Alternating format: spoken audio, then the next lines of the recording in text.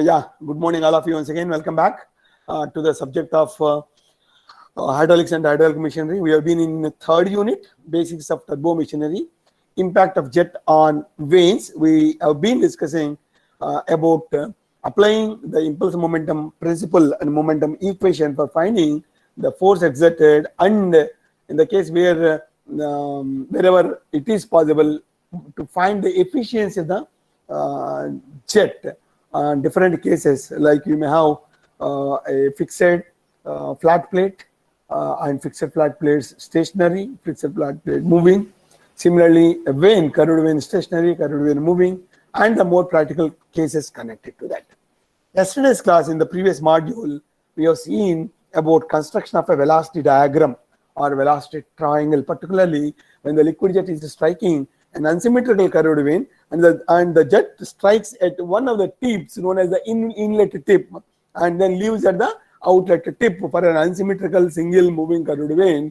The need of construction of the velocity diagrams, and how to construct the velocity diagram, and how to make use of the tangential velocities along the direction of the jet, and finally to compute the force exerted, work done, and the efficiency. So today's class we see about the application of the angular momentum principle. What is this angular momentum principle, and why this is to be applied for finding the torque exerted or the force exerted in the case of series of radial, series of unsymmetrical curved vanes. Okay, so this is called the radial vane or radial flow. Radial flow, application to the radial flow turbines. Flow over radial vanes. What is this radial flow? A radial flow is the one in which a fluid particle, during its flow through the vane of a rotating wheel, you have a wheel. For this wheel, there are several vanes which are connected, just like plates are connected here, vanes are connected, and the fluid is moving. The fluid is moving through this vane. During that process, it remains in a plane normal to the axis of rotation. Normal to the axis of rotation. It should be in a single plane. This is first condition. Second is, its distance from the axis of rotation is continuously changing. Such a flow is called the radial flow. There are two important points, conditions for this radial flow. You have a fluid particle which is moving.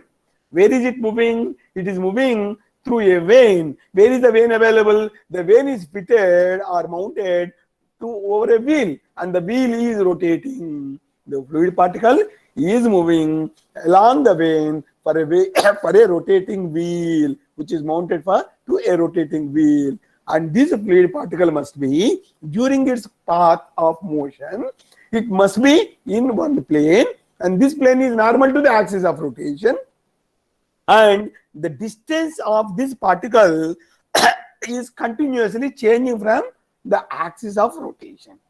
It is continuously changing from the axis of rotation. Just look at the right side figure. This right side figure gives you that there is a wheel. This wheel is mounted with a shaft at its center, and number of vanes are connected over the periphery. Number of vanes are connected over the periphery. You just take a small part of this. You take a small part of this wheel. So now look at the left hand side figure. This is a small part of a wheel. What is the center of this wheel? This is the center. The axis of rotation of the wheel is here. This corresponds to this point. Hope you have followed. So the center point of the wheel here is correspondingly here, because you have taken only a part of a wheel for the clear understanding, provided with only single vane. This is the unsymmetrical curved vane. Only one vane we have taken for the explanation. But how many vanes are there? More number of vanes are there, and this arrow indicates that the water is entering in between the vanes. The water is entering these vanes, maybe at one of the tips.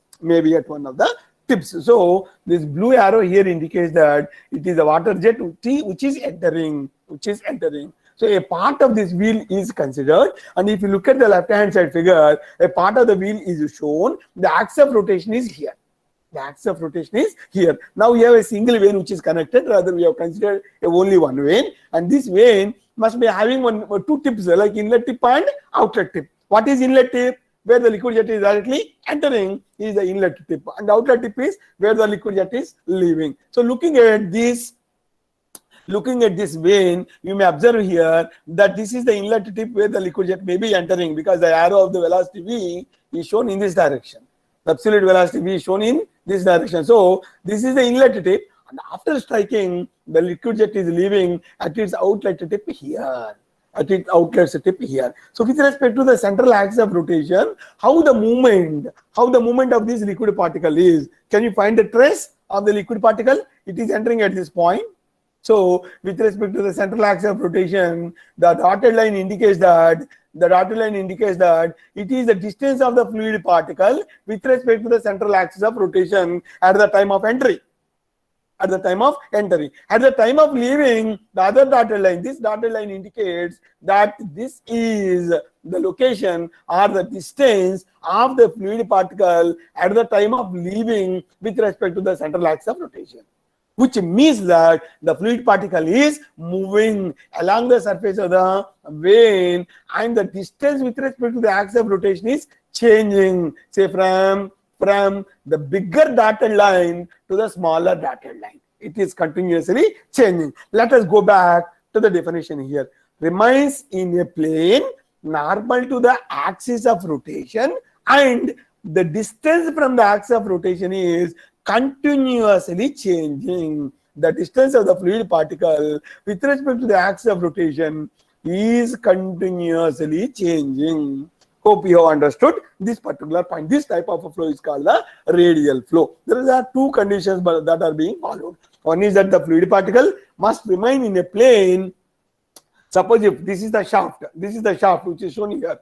If this is the shaft in the vertical direction, and the fluid particle is moving, say in one plane, this is the plane. So in this plane, the fluid particle may be moving. So with respect to the axis of rotation, it is normal. It is normal to the axis of rotation. Further, the distance of this fluid particle with respect to the axis of rotation is continuously changing. The bigger dotted line to a smaller dotted line position. From the entry to the exit, from the inlet to the outlet, from the entry to the exit or from inlet to the outlet, the position of the fluid particle is changing from the bigger dotted line to the smaller dotted line with respect to the central axis of rotation. So the radial flow is the one in which a fluid particle during its flow through the vein of a rotating wheel remains in a plane normal to the axis of rotation, and the distance of the fluid particle with respect to the axis of rotation is continuously changing. This type of flow is called the radial flow. So this figure on the right hand side indicates that there is a rotor or a runner which is connected to the shaft at its center portion, and all this is the wheel, and this wheel is connected with several veins all through its periphery. For the sake of convenience, we have taken a part of this wheel consisting of only one vein. With respect to the central axis of rotation, the fluid particle is continuously changing its position from the point of entry to the point of exit with respect to the bigger dotted line to the smaller dotted line. Okay, so this is the radial flow. This is the radial flow. So you may see here how the water is flowing. So these are all the veins. You may see here, these are all the veins. What we have been referring are these are the veins. So this vein is a curved vein. This vein is an unsymmetrical vein. This vein is mounted on the periphery of a wheel. So series of veins are connected. So this is a pictorial representation of an unsymmetrical curved vein connected over the periphery of a wheel. We are trying to take only one vein. In the previous figure, we are trying to take only one vein. Like this, only one vein has been considered. So this figure also provides you that the central portion which is dark in color is a wheel. For this wheel, the water is entering in this radial direction. What the red arrows here indicate that the water is entering all through from the outer periphery towards the center in the radial direction. In the radial direction. So this type of flow is called the radial flow. So coming to the possibilities with respect to the central axis of rotation, this is the central axis of rotation because you have taken only one vein, a part of a wheel. There are two possibilities are there. One is that the liquid jet may be entering from the outer periphery, moves towards the center, or reverse also. The liquid may enter from the center and leaves at the outer periphery. Both the things are possible. But this will be identified only with respect to the arrow of the absolute velocity. Accordingly, you will be able to develop the velocity diagrams. Accordingly, you will be able to develop the velocity diagrams. So in this case, you may observe a part of the wheel is shown, and this is the point of entry of the water because the absolute velocity is in this direction. And it is moving like this, the liquid, and leaving at this point is the outlet tip. Inlet tip, outlet tip may be there like this. The converse also is true, where the liquid may enter at the inner portion, of the tip, and leaves at the outer portion of the vein. Both the things are possible. So some of the textbooks may use inlet velocity with V1 suffix 1, outlet with 2, suffix 2. But we prefer to have inlet with no suffix like absolute velocity V, and outlet with a suffix 1. Okay, so just to keep you understanding about this, if you refer any textbook, there should not be any confusion. So I have kept this figure here. So these figures show a part of a wheel of a radial flow hydraulic turbine. Only one way is shown, but for the sake of our convenience, one vein is shown. But number of veins are connected over the periphery of a wheel. Due to the impact of the jet on the veins, the wheel rotates. The moment the liquid jet is striking, maybe at the center or maybe at one of the tips, there is an impact created. This impact will result in a rotation of the turbine runner. And what are these small r and R1? They are the radii or the radial distance of the wheel at inlet and outlet tips of the vein. So go back to the figure. So with respect to the central axis of rotation, this is the inlet tip. So the bigger dotted line is a small r, the distance, the radial distance. Similarly, the smaller dotted line with respect to the central axis of rotation is R1. R and R1. What are R and R1? R is the radial distance of the inlet tip. With respect to central axis of rotation. R1 is the radial distance of the outlet tip with respect to central axis of rotation. Okay, so R and R1 are the radii of the wheel at inlet and outlet tips of the vein. Let omega be the angular velocity.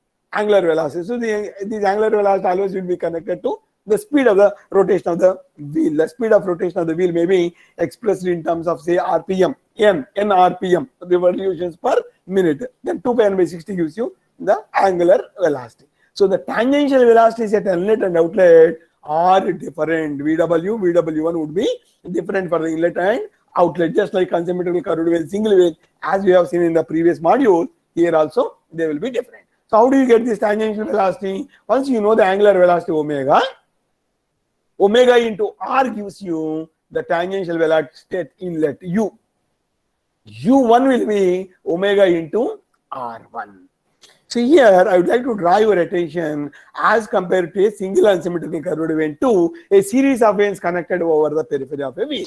In the case of a single curved vein, when the liquid jet is striking, in the previous module we have seen the vein is moving, the vein is assumed to move along x direction. The vein is assumed to move along x direction. This was the assumption that we have made for the sake of our understanding. Now what is happening? The vein is moving, the liquid jet is striking here at the inlet tip and leaving at the outlet tip. The distance of the inlet tip and outlet tip with respect to central axis of rotation are different, r and r1. So the velocity u is different from u1. U is omega into r, u1 is omega into r1. Though the vane is moving like this, with respect to the central axis of rotation, the positions of these 2 points are different. R is different from R1, and hence you have U is different from U1. This is only the difference what you need to understand as compared to the previous module. So what is U? It is the velocity of the vane, the tangent which is moving in the tangential direction. Because the vane is rotating, the wheel is rotating here for at any particular point in the tangential direction, the component of that velocity will be equal to the tangential velocity of the vane. So U will be equal to omega into R, and at outlet U1 will be equal to omega into R1. What is U? What is omega? Omega is once again based on the number of revolutions per minute of the wheel. So if N is the number of revolutions per minute, 2 pi n by 60 gives you the angular velocity omega. So E is equal to omega R, 2 pi n by 60 into R. Omega is 2 pi n by 60 into R. Similarly, U1, omega R1, 2 pi n by 60 into R1. And where N is the speed in revolutions per minute. So now what we have done? We are now trying to evaluate the values of U and U1. Also, we identify that U and U1 are different because U is given by omega into R, U1 is given by omega into R1. Since R and R1 are different, U and U1 also would be different. Then, from the inlet velocity diagrams, you may compute the tangential component of the absolute velocity. Say VW at inlet, VW1 at outlet. Same notations we have been using to avoid any confusion. If W is the weight rate of a flow of the fluid, which is striking, then the mass rate of flow would be equal to mass density into discharge, which would be equal to W by G, where W, the weight rate of a flow, and G is the acceleration due to gravity. Simply what we have done is, mass rate of flow has been converted into weight rate of a flow. So the tangential momentum at inlet, now we are calculating what? Tangential momentum at inlet. We have seen the tangential velocity, tangential component of the velocity at inlet is VW as per the velocity diagrams, VW1 at outlet. VW1 at outlet. So at inlet, the momentum always will be mass into velocity. So the mass rate we have seen W by G into the velocity in the tangential component of the velocity would be VW. So at inlet, it is W by G into VW. At outlet, W by G into VW1. That is only the difference. VW, VW1 are the velocities. Correspondingly, the momentum will be mass into velocity, or the momentum flux will be mass rate into velocity. So W by G into VW at inlet, W by G into VW1 at outlet. Then the angular momentum. Since we have got the tangential momentum, angular momentum would be this tangential momentum multiplied by the radial distance. So W by G into VW into R. Angular momentum is moment of momentum. So with respect to what? With respect to the central axis of rotation. So we already got the momentum W by G into VW into moment of momentum into the radial distance R gives you the angular momentum at inlet. Similarly, the angular momentum at outlet will be W by G into VW1 into R1. Hope you have followed now what is the difference between R1, the VW and VW1. Applying the angular momentum principle, the moment of momentum, the torque exerted will be equal to change of angular momentum, just similar to what we have seen in the earlier modules, where the force exerted would be equal to the rate of change of momentum. Here it is change of angular momentum to get the torque. So the torque exerted would be equal to change of angular momentum, initial angular momentum minus the final angular momentum. So W by G into VW into R minus W by G into VW1 into R1. You please note that this minus sign would be provided depending on the direction of motion of the vane or VW1 in the outlet velocity diagram. Suppose if it is opposing the motion, you will have a negative sign. So work done on the wheel per second would be equal to torque into angular velocity, T into omega. T is W by G, VW into R minus W by G into VW1 R1 multiplied by omega. So if we take this omega inside, what will happen? Omega into R here, omega into R1. Omega into R is small u, omega into R1 is U1. So substituting that U1 there, you will be getting W by G, VWU plus VW1 U1.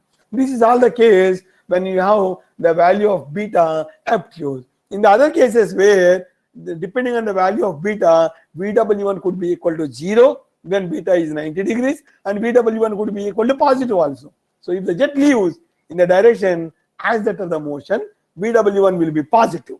Hence, the work done will be W by G, VWU minus VW1 U1. Here it is plus VW1 U1 because VW1 is negative in the opposite direction. When VW1 is positive, you will be having VW1 into U1 with minus sign here. The third case is beta is 90 degrees, where VW1 would be equal to 0, and hence the work done per second would be W by G into VWU. By combining all the things, we can evolve a general expression for the work done. Work done per second would be equal to W by G VWU plus or minus VW1 U1. This is the work done. W by G VWU plus or minus VW1 U1. What is U and what is U1? They are the velocities of the vanes in the tangential direction, because you have a wheel of rotation. So in the tangential direction, U 2 pi n by 60 into R, U1 2 pi n by 60 into R1. Once you know the radial distance with respect to the central axis of rotation, R and R1 will be known. Accordingly, U and U1 can be calculated. And what is VW and VW1? These two are computed based on the velocity diagrams which are drawn at inlet and outlet. Whether you consider a series of moving vanes or a single moving vane, only the difference is velocity diagram construction is same. Only the difference is when you have a single vane, when the liquid jet is striking, it is assumed that the vane is moving along x direction. So inlet tip or outer tip are inlet tip or outer tip, both are moving along x direction, and hence you have U is equal to U1. But in the case of a radial flow, which is connected to a periphery of wheel series of vanes, the position of the inlet tip and the outlet tip are different with respect to the central axis of rotation. So R is different from R1, and hence you have different values of U and U1. So if this point is clear to you, the work done per second will be W by G VWU plus or minus VW1 U1. If you calculate U1, VW1, VW1, you will be able to compute the work done per second. Once work done per second is known, you can compute kinetic energy supplied and hence the efficiency. So this is all about the radial vane. So we work out some of the problems. I explained to you these problems, and you may, if time permits now, we try to see that they are worked out also in the class. A wheel having radial blades has 1 meter diameter at the outer tip, 70 centimeters at the inner tip. Please try to understand the problem. You have 1 meter diameter at the outer tip, 70 centimeter diameter at the inner tip, outer tip of the vanes. Okay, water is entering at the outer tip with a velocity of 30 meters per second at an angle of 30 degrees with the tangent. It leaves the blades with a flow velocity of 5 meters per second.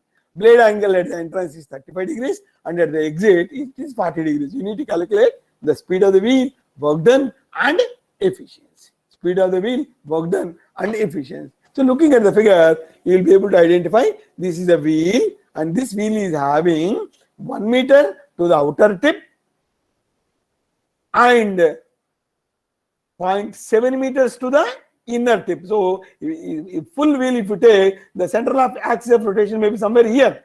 So with respect to the central axis of rotation, if you calculate the diameter of the wheel to the outer tip, it is 1 meter. If you calculate the diameter to the inner tip, it is 0.77 meters. So what is small r and R1? R and R1 can be computed if you know the diameter. Since the diameter is given to be 1 meter and 70 centimeters, R and R1 will be 50 centimeters and 35 centimeters. Now you have to check, you have to verify which is R, which is R1. This is very important. Which is small r, which is R1. Because the water may enter from the outer tip, leaves here, then it becomes inlet tip. This becomes outlet tip. The water may enter here and leaves at this portion. So this becomes inlet. This becomes outlet. It will be reversed. So you have to know, understand clearly, inner tip, outer tip, inlet and outlet. Will they be same or different? They may be converse also. So you have to see. Inner tip is only the physical construction. Inlet tip is different. Inlet is where the water is entering. For this wheel, for this vane, you may identify that this is the inner tip because the wheel is like this. So in this wheel, this is inner tip. this is the outer tip. Where is the water entering? In the problem you see, the water is entering at the outer tip with a velocity of so and so. So this outer tip becomes inlet. The outer tip becomes inlet. So inner tip, outer tip, inlet, outlet are different words. Please try to understand. So from the figure, you may see here the water is entering with a velocity of 30 meters per second with an angle of 30 degrees at this portion, at this point. This is the outer tip. So outer tip becomes the inlet. It becomes the inlet with a velocity v. Then it is leaving here with certain flow component of the velocity which is given. So the inlet velocity diagram, outlet velocity diagrams can be drawn based on this. So you see here, this is the inlet velocity diagram. This small inlet tip is shown at this bottom. So you have velocity v and alpha and u, the velocity of the vane, and VW, VF and VR are drawn here. So the inlet velocity diagram is drawn. So for this velocity diagram, what are given? Since the water is entering at the outer tip, outer tip becomes inlet, and hence no suffix. R will be 1 by 2, 0.5 meters. R1 will be 70 centimeters by 2, 0.35 meters. So R and R1 have been identified now. Then the velocity is 30 meters per second, which is given, which is entering with a value of 30 with an inclination of 30 degrees. The blade angles are given to be theta at the inlet 35 degrees, phi at outlet 40 degrees. And the water is leaving with the velocity flow component of velocity of 5 meters per second. So VF1 is given to be 5 meters per second. So from this, draw the inlet velocity diagram, identify what are the values which are given, and see what other values are to be computed based on the simple trigonometric equations. If this figure is very clearly visible to you, you may note here that we have V, absolute velocity, and the alpha is given to me 30 degrees, theta is given to me 35 degrees, and what else is given now? In this inlet velocity diagram, these are only the things which are given. You can see here, V is given 30 meters per second. Alpha is given 30 degrees. Theta also is given 35 degrees. Now, what is VW? Viral component of velocity. It is a component along the direction of motion of the vane. So, VW will be equal to V cos alpha. From the triangle, you may see here, VW will be equal to V cos alpha. So, V cos 30 cos 30 degrees. So 26 meters per second. VW has been computed from the triangle using the trigonometric relations. Similarly, take sin alpha. So sin alpha will be equal to VF divided by VW.